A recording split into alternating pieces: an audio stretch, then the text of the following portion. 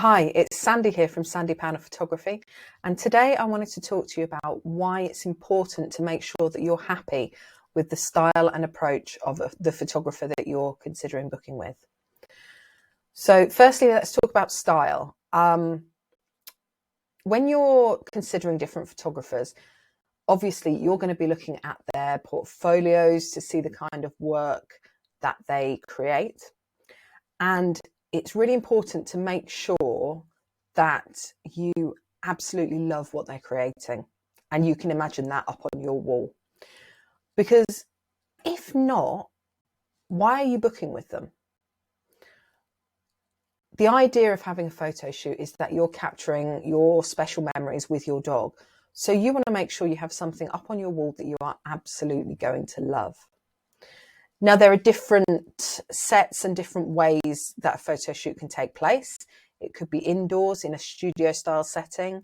It could be outdoors. It could include family members, or you might just want your dog photographed by themselves. But whichever option you choose, make sure it's the option that you love. Okay? Because you're going to be looking at it on your wall every single day.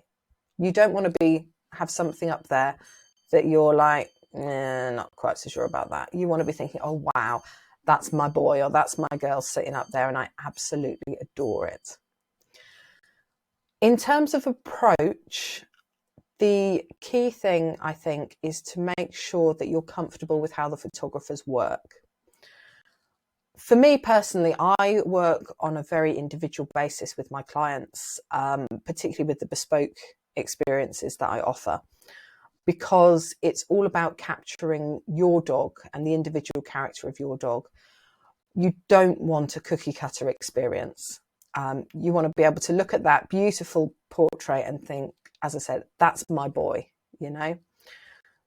So for me, my approach is I want to know about you and I want to know about your dog. I want to know what you like to do together, what your favorite places are. And in some ways that also works in with looking after your dog in your photo shoot. If your dog, there's a reason they can't sit or they can't stand, tell me, because we want to make sure that your dog is comfortable and it's a really enjoyable experience.